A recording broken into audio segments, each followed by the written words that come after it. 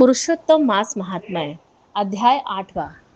सूत जी कहने लगे कि हे तपोधनो, भगवान विष्णु और श्री कृष्ण के वचन सुनकर नारद जी अत्यंत प्रसन्न हुए, परंतु फिर भी प्रश्न करने लगे।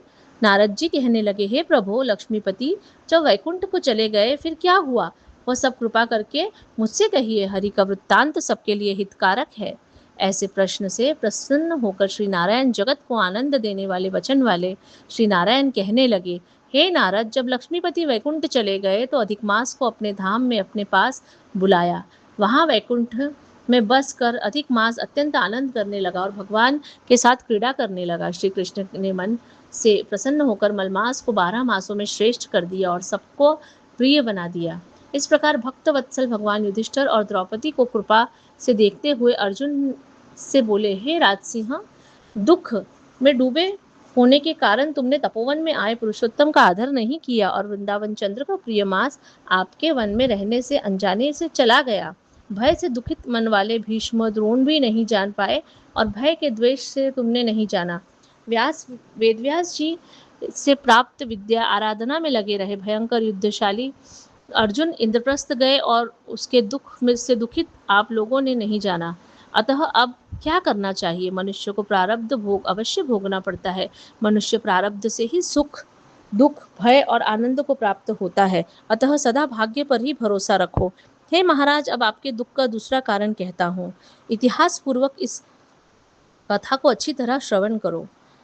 कृष्ण कहने लगे, यह द्रौपदी पूर्व जन्म में महाभाग्यशाली ब्राह्मण की पुत्री थी। कुछ काल व्यतीत होने पर 12 वर्ष की हो गई। अपने पिता की यह एक ही पुत्री थी और बड़ी चतुर, गुणवती और सुंदरी होने के कारण यह पिता को अत्यंत प्रिय थी। यह पड़ोसन सखियों का सुख देखकर पुत्र पौत्र की इच्छा करने लगी और विचारने लगी कि ऐसे मेरे भी अच्छे गुण और भाग्य वाले भर्ता और दुख देने वाले श्रेष्ठ पुत्र किस तरह उत्पन्न हो, परंतु प्रारब्ध ने तो पहले ही नाश कर दिया। क्या करूं? क्या किसी मुनि के पास जाऊं? क्या किसी तीर्थ में जाकर वहां पर रहूं? मेरे भाग्य कैसा सो गया है कि कोई भर्ता मेरी इच्छा नहीं करता है। बड़े आश्चर्य की बात है कि मेरे भाग्य में मेरा पंडित पिता भी मूढ़ हो गया है। विवाह काल प्राप्त होने पर भी मुझे अच्छे वर को नहीं सौंपता। पति के दुख की पीड़ा तथा कुमारी में स्वामी का सुख जैसा मेरी सखियां जानती हैं, मैं नहीं जानती। ऐसे आकुल तथा व्याकुल वाले मनोरथ की चिंता से मेरी भाग्यवती माता पहले ही मर गई। शोक और मोह की तरंगों से पीड़ित कन्या का पिता यह मोधावी ऋषिराज भी पृथ्वी पे विचरने लगा, पर कन्यादान के निमित्त जोड़ी का वर ढूंढने पर नहीं मिलने से अपने मनोरथ में निराश हो गया। पुत्री के और उसके अपने दुर्भाग्य उसको दारुण तीव्र ज्वर हो गया।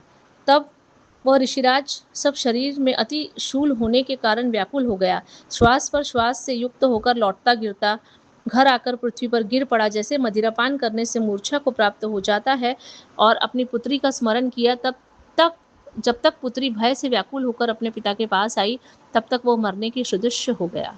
दैव्य योग से अकस्मात कांपता हुआ और कन्यादान के प्रसंग से उठे महोत्सव से रहित और पूर्वकाल में लिए गृहस्थी धर्मों से रहित होकर संसार की वासना को छोड़कर हरि में मन को लगाता वह मेधावी ऋषिराज श्री हरि पुरुषोत्तम का स्मरण करने लगा।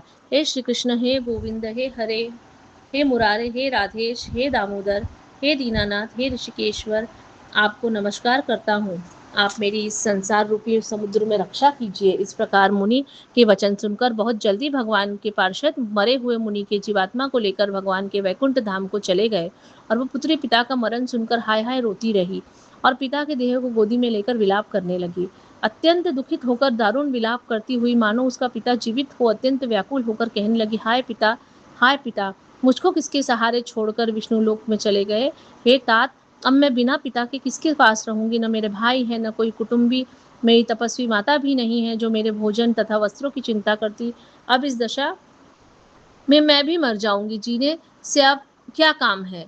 उसने इस प्रकार बारंबार रोते और विलाप करते हुए सुनकर उस वन के रहने वाले ब्राह्मण सोचने लगे कि अत्यंत करुणा भरे स्वर से इस तपोवन में कौन रोता है।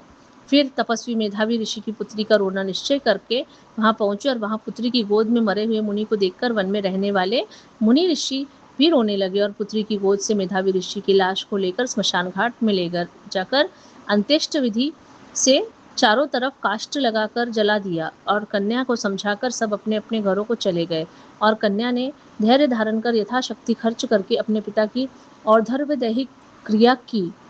8वां अध्याय समाप्त।